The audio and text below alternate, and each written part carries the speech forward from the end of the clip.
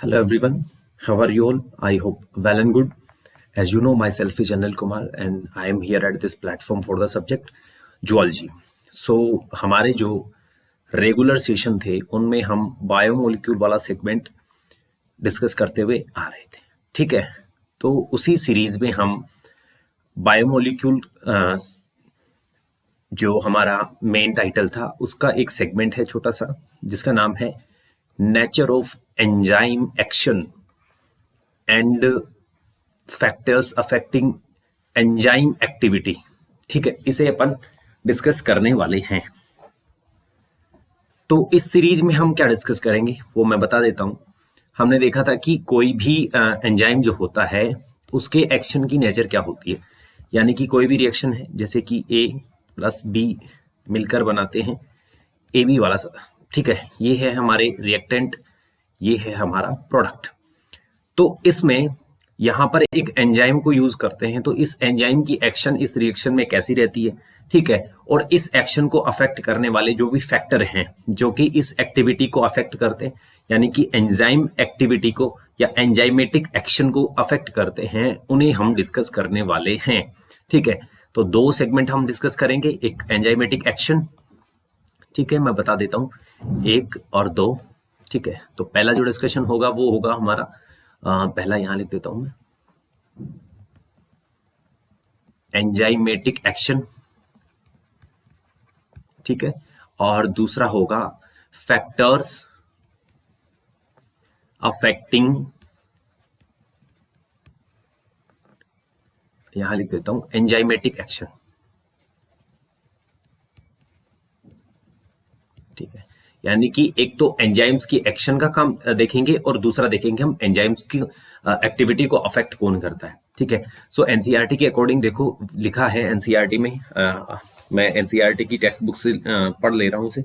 Each enzymes यानी कि enzyme जो होता है उस पर एक सबस्ट्रेट बाइंडिंग साइट होती है और इसी वजह से हाईली रिएक्टिव एंजाइम जो होता है वो सबस्ट्रेट के साथ बाइंड करके क्या बनाता है, एंजाइम सबस्ट्रेट कॉम्प्लेक्स बना लेता है।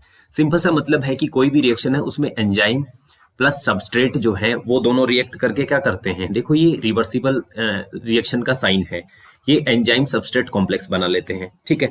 फर्दर जो एंजाइम सबस्ट्रेट जो कॉम्प्लेक्स बनता है, ये जो कॉम्प्लेक्स बनता है ये शॉर्ट लिव्ड होता है, शॉर्ट लिव्ड होता है। शॉर्ट लिव्ड का मतलब है ये बहुत कम देर तक ही क्या रहता है, सस्टेन करता है या फिर एग्जिस्ट करता है। उसके बाद क्या होता है, ये फर्दर एंजाइम जो है एक एंजाइम और प्रोडक्ट कॉम्प्लेक्स में चेंज हो जाता है, ठीक है। एंजाइम सबस्ट्रेट कॉम्प्लेक्स बनता है, ठीक है, और ये जो सबस्ट्रेट बन रहा है ये है enzyme product complex.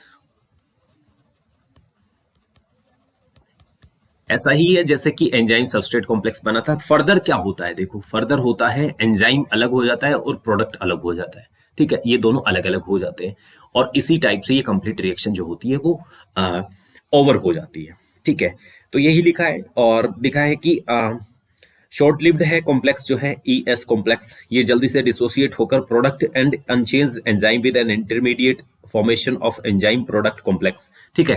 EP complex हमने बताया ना, एंजाइम प्रोडक्ट कॉम्प्लेक्स बनता है और ये किसका काम करता है, ये कॉम्प्लेक्स जो है इंटरमीडिएट का काम करता है,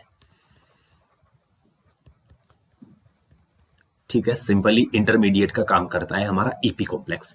तो इसी को देखने वाले हैं, यानी कि ये जो एंजाइम और सबस्ट्रेट लेवल पर ये जो रिएक्शन हो रही है इन दोनों के बाइंड करने की, जिससे कि short lived enzyme substrate complex बनता है, then further enzyme product complex बनता है जो कि इंटरमीडिएट का काम करता है, देन एंजाइम और प्रोडक्ट सेपरेट हो जाते हैं और रिएक्शन का कंप्लीशन होता है।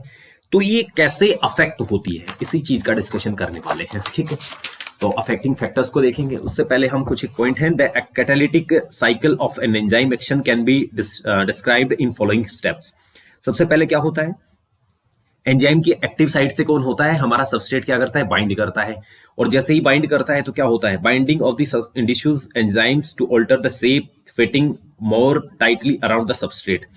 और ये जब रिएक्शन होती है तो ये दोनों जो हैं टाइटली पैक हो जाते हैं या बाइंड कर जाते हैं, एंजाइम सबस्ट्रेट कॉम्प्लेक्स बना लेते हैं। The active site of enzyme now in close proximity of the substrate breaks the chemical bonds of the substrate and the new enzyme product complex is formed.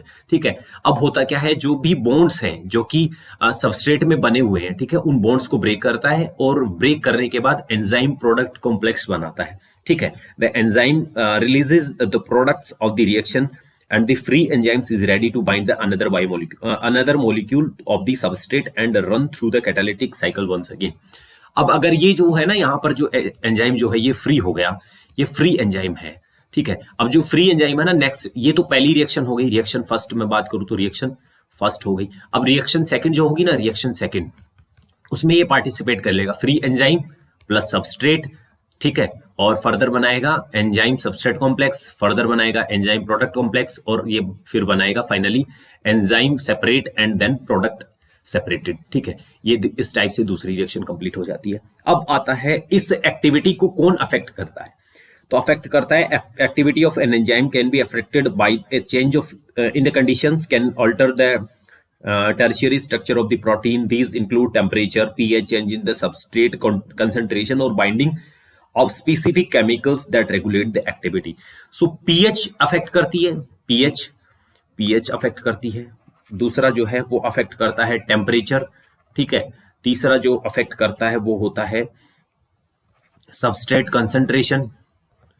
ठीक है, substrate की concentration, और दूसरा आता है और बाइंडिंग। ठीक है, बाइंडिंग ये कंसंट्रेशन हो गई है, सबस्ट्रेट की कंसंट्रेशन जो कि किससे बाइंड करती है, एंजाइम से बाइंड करती है। Temperature and pH, enzyme generally function in a narrow range of temperature. ठीक है, टेम्परेचर और पीएच जो है ना, इनकी रेंज जो है ना लो होनी चाहिए, लो या फिर नैरो। सिंपल सा मतलब ये है कि अगर पीएच और टेम्परेचर जो है इंक्रीज होते हैं तो एंजाइम की एक्टिविटी अफेक्ट होती है। Each enzyme show it's highest activity at the particular temperature at the pH called the optimum temperature and the optimum pH. ठीक है, ये तो ऑप्टिमम नहीं है। ठीक है, लेकिन मैं अगर बात करूं ये वाली पीएच और ये वाला टेम्परेचर जो है, ये है इसके लिए परफेक्ट। ठीक है, परफेक्ट का मतलब है कि इस एक्टिविटी, इस पर एंजाइम की एक्टिविटी जो है ना, एंजाइम की एक्टिविटी, एंजाइम एक्टिविटी क्या है, हाई है, हाईएस्ट है। ठीक है, हाईएस्ट है, दैट मीन्स ये टेम्परेचर और पीएच जो है ऑप्टिमम है इस एक्शन के लिए, इस एंजाइम के लिए या फिर एंजाइमेटिक एक्शन के लिए। ठीक है, और अगर ये सारी एक्टिविटीज अगर ऑप्टिमम वैल्यू से कम या ज्यादा हो जाती है, ठीक है, तो एंजाइम की एक्टिविटी भी अफेक्ट होती है। Low temperature preserve the enzyme in a temporary inactive state, whereas high temperature destroy enzymatic activity because protein are denatured by heat. अब मैं बता देता हूं हाई टेम्परेचर और लो टेम्परेचर का लोचा बता देता हूं एक बार के लिए। ठीक है, यहां पर देख लेते हैं अपन। अगर टेम्परेचर एंड पीएच जो है वो कम है, ठीक है, लो है, या फिर इसको लो बोल सकते हैं, तो एंजाइम जो है इनएक्टिव हो जाएगा। ठीक है, बिकॉज इसे ऑप्टिमम टेम्परेचर से कम है और ऑप्टिमम पीएच से कम है।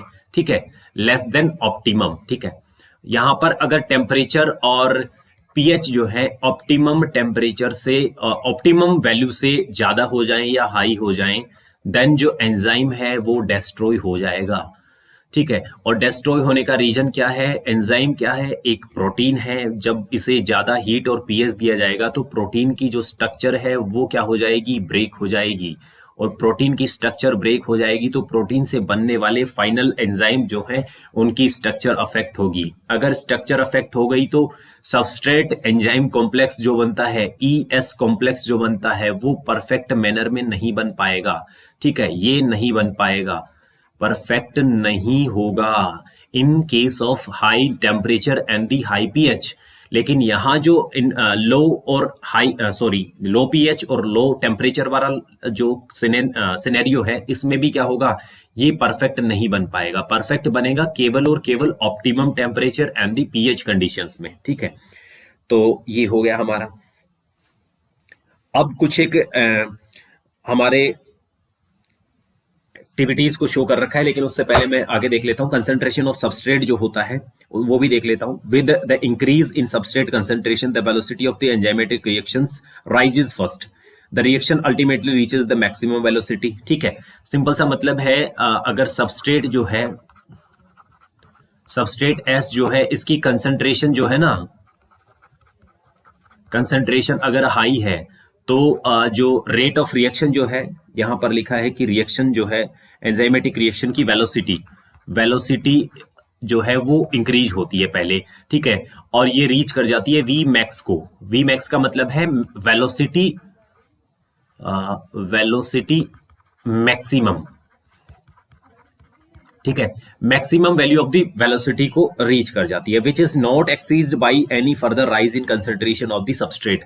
अब अगर इस कंसेंट्रेशन को और हम फर्दर इंक्रीज करें, और ज्यादा इंक्रीज करें, तो वी मैक्स जो है इससे ज्यादा इंक्रीज नहीं हो सकती, बिकॉज वी मैक्स क्या है, ये maximum velocity of the reaction है। अब चाहे सबस्ट्रेट के लेवल कंसेंट्रेशन को इंक्रीज करो, कोई फर्क नहीं पड़ेगा, ठीक है। नेक्स्ट आता है, this is because the enzyme molecules are fewer than the substrate molecules and after saturation of these molecules there are no free enzyme molecules. Simple सा मतलब ये है कि ये वाला कॉम्प्लेक्स एंजाइम और सबस्ट्रेट कॉम्प्लेक्स बनता है तो क्या होता है, एंजाइम और इनके मॉलिक्यूल सेम होते हैं, सेम मॉलिक्यूल्स होते हैं, ठीक है। अब मॉलिक्यूल्स अगर डिफर हो गए, मतलब कि सबस्ट्रेट के मॉलिक्यूल्स हैं हमारे पास 10 और एंजाइम के मॉलिक्यूल्स हैं हमारे पास 5, तो 5 जो मॉलिक्यूल्स हैं एंजाइम के वो 5 सबस्ट्रेट के साथ बाइंड कर गए, लेकिन 5 फ्री सबस्ट्रेट बच गए ना, 5 फ्री सबस्ट्रेट बच गए, इनके साथ बाइंड करने के लिए हमारे पास कोई एंजाइम नहीं है। अगर एंजाइम नहीं होगा तो एंजाइम सबस्ट्रेट कॉम्प्लेक्स नहीं बनेगा, कॉम्प्लेक्स नहीं बनेगा तो फर्दर ये रेट जो है या फिर वेलोसिटी ऑफ द रिएक्शन जो है वी मैक्स को रीच कर गई है, वो इससे ज्यादा इंक्रीज नहीं होगी। The activity of an enzyme is also sensitive to the presence of the specific chemicals. अब देखो, अब एक चीज और अफेक्ट करती है, हमने चीजें देखी कि पीएच अफेक्ट करती है, टेम्परेचर करता है, ठीक है, और हमने देखा फिर उसके बाद कंसंट्रेशन, सबस्ट्रेट की कंसंट्रेशन करती है। इसके अलावा दो फैक्टर और हैं, ठीक है, 2 फैक्टर्स हैं, एक इनहिबिटर आता है, ठीक है, एक आता है हमारा इनहिबिटर के साथ साथ आता है ये इनहिबिशन का काम करता है। इनहिबिटर एक होता है इंड्यूसर, ठीक है, वो यहां पर डिस्क्राइब्ड नहीं है। एक्टिविटी ऑफ एंजाइम जो है वो अफेक्ट करती है when the binding of the chemical stuff of enzyme activity the process is called inhibition and the chemical is called inhibitor.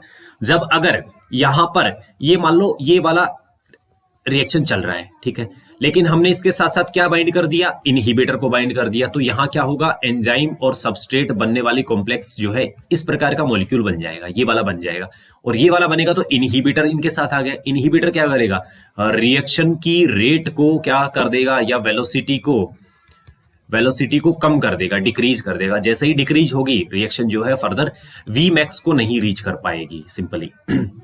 Next है, when the inhibitor closely resemble to the substrate molecule structure and inhibits the activity of the enzyme, it is known as the competitive inhibitor. और ये competitive inhibitor का काम करता है। Inhibitor तो है ही, inhibitor है, लेकिन competitive inhibitor है।